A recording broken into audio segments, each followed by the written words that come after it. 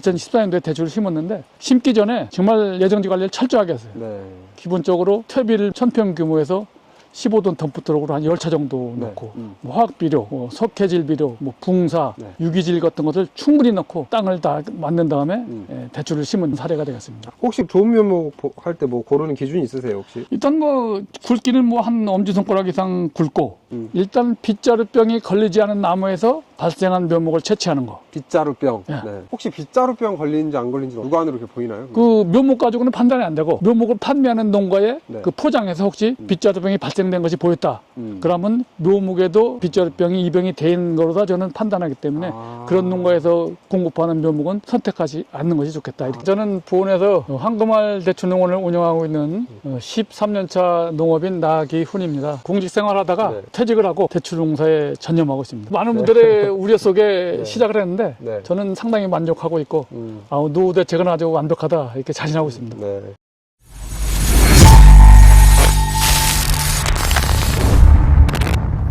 공직생활 마치시고 나서 지금 곧바로 이렇게 소득 창출을 바로 되신 거잖아요. 대추 네, 그렇죠. 농사로. 어떻게 소득적인 면에서 만족하세요? 저는 뭐 노후 대책을 했다는 개념으로 이렇게 하다 보니까 뭐 일반 작물에 비해서는 상당히 소득이 높기 때문에 네. 개인적인 상황에서는 상당히 만족스럽게 하고 있습니다. 2016년도부터 뭐 아주 재밌게 농사를 하고 있습니다. 2016년부터 지금까지 10년 넘게 뭐 크게 손해보지 않으시고. 그렇죠. 뭐 그래도- 대박도 한번 터뜨린 적이 있고 네. 일반 농가에서는 그래도 확실히 좋은 효과를 봤죠. 최소한 뭐 평당 한 3만 원 정도 평당 3만 원 그 정도면 되지 않을까. 투자한 거에 비해서 만족하신다, 네, 결론적으로. 그렇죠. 또 이게 또 앞으로 10년 또 하실 수도 있는 거잖아요. 그렇죠. 뭐 힘이 네. 닿는 데까지는 농사를 해야지. 네. 대추로 귀농한다고 왔다가 또 실패하시는 분들도 많이 계시나요? 어떤가요? 예, 있죠. 처음엔 뭐 막연하게 그냥 대추 보내서 잘하고 있기 때문에 돈 네. 많이 번다고 하니까 그냥 접근했다가 제대로 성공을 못해도 다시 돌아가시는 분들이 있는 걸로 알고 있습니다. 네. 우선 땅 준비. 땅 준비.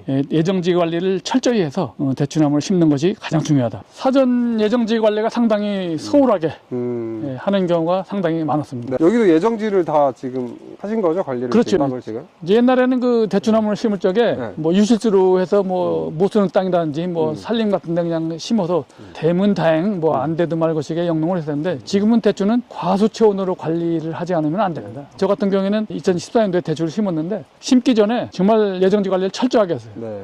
기본적으로 퇴비를 1000평 규모에서 15톤 덤프트럭으로 한 10차 정도 네. 넣고 뭐 화학비료, 뭐 석회질 비료, 뭐 붕사, 유기질 같은 것을 충분히 넣고 땅을 다 만든 다음에 대추를 심은 사례가 되겠습니다. 예전에는 안 하고 그렇게 막 심으셨단 그러니까 말이에요? 나중에 이제 심어놓고도 관리를 한다고 하지만 기본적으로 퇴비 같은 것은 땅 속에 미리 토양하고 섞여서 역할을 하는 것이 가장 우선인데 네. 그렇지 않으면 뭐 나중에 준다는 얘기는 고유의 그 퇴비의 특성하고는 좀 관련이 멀다더 심기 전에 밑거름 예정지 관리를 잘 해서 네. 나무를 심는 것이 완벽한 방법이다. 심기 전에 이 관리를 먼저 잘 해라. 그렇게 정리를 하고요.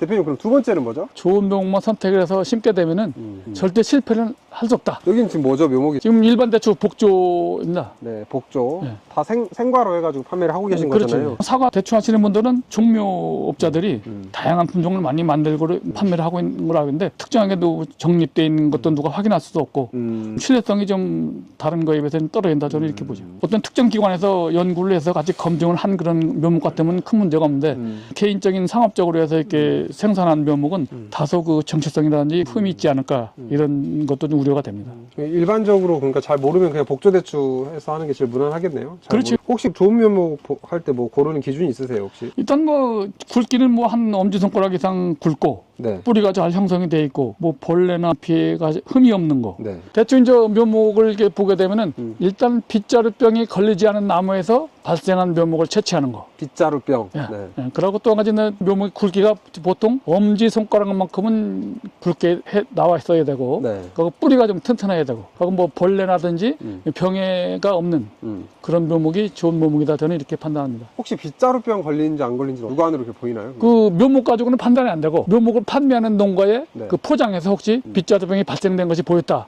그러면 묘목에도 빗자루병이 입영이 된 거로다 저는 판단하기 때문에 그런 농가에서 공급하는 묘목은 선택하지 않는 것이 좋겠다. 이렇게 대표님 여기 빗자루병 나왔다 안 나왔다는 어떻게 판단하세요? 이렇게 하게 되면은 대추나무에 이제 그 빗자루병 증세가 나와요. 수확기에 나와요 예, 그게? 이제 감염이 됐다 하더라도 네. 눈에 확 띄는 것은 이제 낙엽이 지면은 빗자루병 걸린 나무는 잎이 떨어지지 않아요. 그러니까 다른 나무는 다 낙엽이 짓는데 빗자루병 걸린 거는 그대로 있기 때문에 상당히 보기도 흉하고 빗자루병이 상당히 무서운 거로 이렇게 아시면 돼요. 그 묘목이 어디서 나왔냐 추적을 역으로 해가지고 그렇죠. 보시는 예. 경우가 많으시고 묘목 가지고는 사실은 판단하는 방법이 사실은 없어요. 어렵다. 얘가 다 커봐야 아는 거네요. 그렇죠. 지금? 커서 이제 증세가 나올 경우에 이제 빗자루병이구나 이렇게 판단하는. 그 추후에 잡기도 어려운가 봐요. 빗자루병이 뭐 그 옛날부터 뭐 방제 방법이 있습니다만 실질적으로 농가에서 상당히 이제 어려운 면이 있고 그래서 지금은 어차피 이제 그 빗자루병이 발현된 나무가 있으면은 그냥 제거를 한 다음에 뿌리까지 이제 죽일 수 있는 그렇게 처리를 하는 것으로 이렇게 우리는 하고 있습니다. 자, 대표님 세 번째는 뭐죠?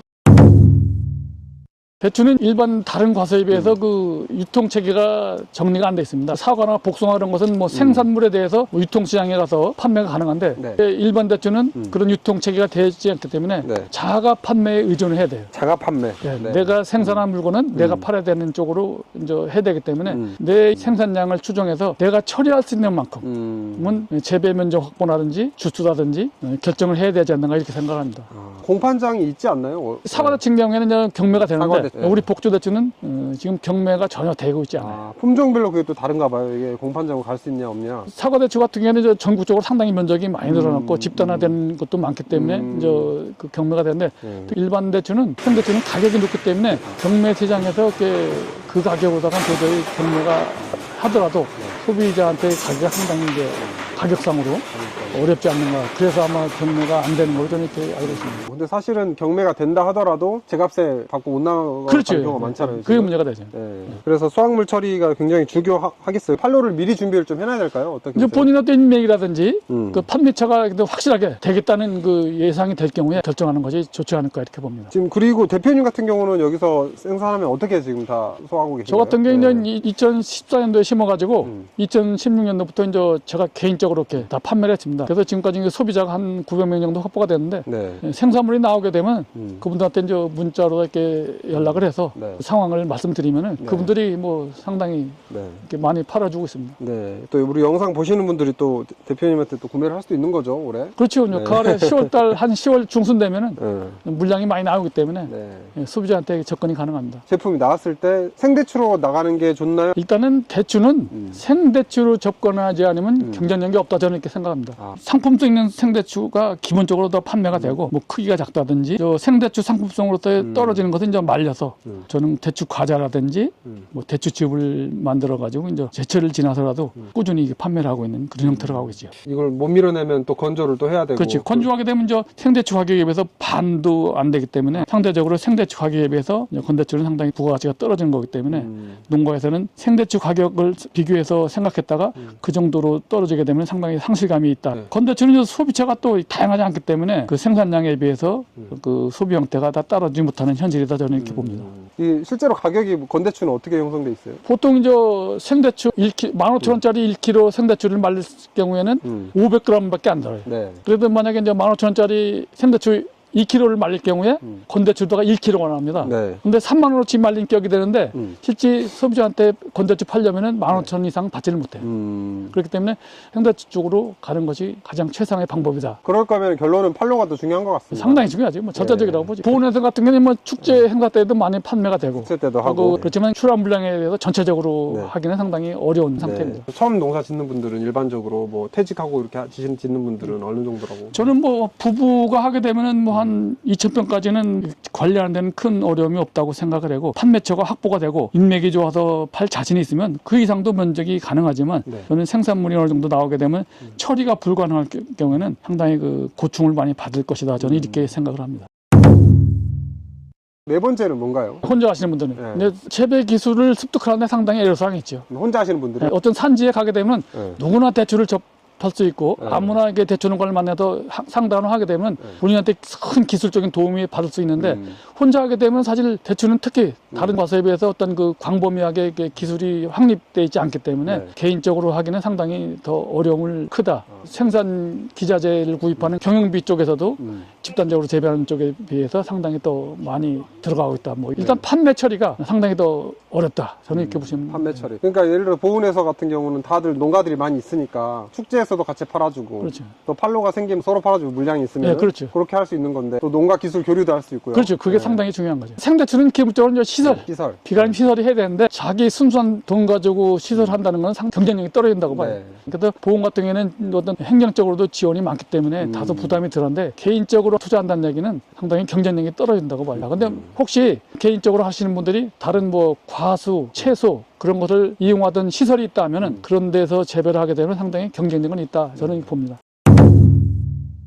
대추는 이제 전국적으로 정립된 대추 기술이 사실 없어요. 네. 다른 과수에 비해서. 네. 보온에서만 확실하게 체계가 잡혀서 대추 재배 기술을 이렇게 실천하고 있는데 외지에서 개인적으로 하시는 분들은 그 기술을 접하기가 상당히 어렵습니다. 네. 그러다 보니까 이제 대추를 이렇게 전문적으로 잘 하시는 분을 통해서 교육을 많이 받고 네. 보건부에서는 대추대학 운영을 한다든지 장목반 그런 것이 활성화돼 가지고 기술 습득하기가 상당히 쉬운데 전정 교육이라든지 방제 교육이라든지 뭐 순지르기. 순지르기 네. 그런 시기라든지 타이밍이라든지 이런 것도 자제라든지 농가들하고 교류를 해야 되잖아요. 그렇죠. 이제 본인이 네. 사실은 그런 거를 계속 파악을 해서 예를 들어서 이제 뭐 이 시기에는 뭐 하는가. 그래서 자꾸 노력하면서 찾아대면서 교육을 받는 수밖에 없어요. 네. 또 한 가지 중요한 건 뭐냐면은 대추 이제 처음 신규 하시는 분들이 네. 뭐 기성농가 뭐 10년이고 20년 한 대추 농가하고 같이 이렇게 생활하다 보면은 어느 날 갑자기 나도 대추가 뭐 10년 20년 된 것 같이 생각을 하고 그에 따라가려고 생각하는 분들이 많아요. 근데 저는 절대 그렇지 않아요.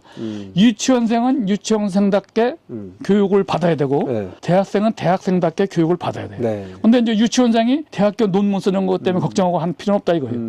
대추는 어린 나무 때는 어린 나무에 해당되는 내용만 자꾸 접근해서 이해를 하고 실천을 하려고 해야지 나무는 아직 따는 시기도 안 됐는데 대추 따는 사람들 거 이렇게 생각을 해서 거기에 따라가려고 하는 것은 조금 문제가 있다. 해당되는 나무의 수령에 맞게 네. 작업이나 그런 기술을 습득하는 것이 좋다. 네.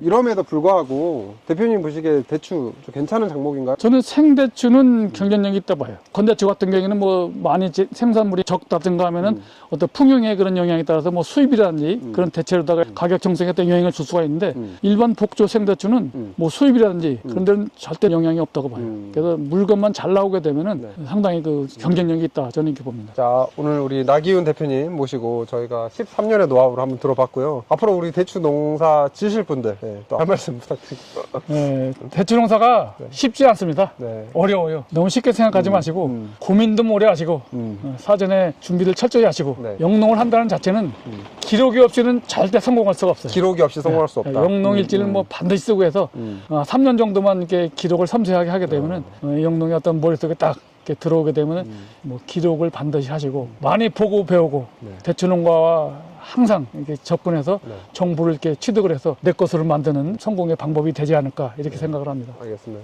우리 황금알 생대추 농원이잖아요. 우리 대표님한테 이제 대추를 좀 구입을 하고 싶다 이런 분들 구입이 가능하신가요? 어떤가요? 그렇죠. 뭐 한 10월 한 중순부터 이제 수확이 되게 되면은 뭐 판매를 하고 있습니다. 그래서 혹시 뭐 네. 좋은 대추 네. 필요하시다면 연락을 해주시면은 아주 뭐 대한민국에서 최고 좋은 물건으로 네. 보답을 하도록 하겠습니다. 네, 저희 기농일신에서 가장 가는 거 없습니다. 직거래 하실 수 있도록 봉사 이렇게 하고 있습니다. 또 귀한 시간 내주셔서 감사드립니다.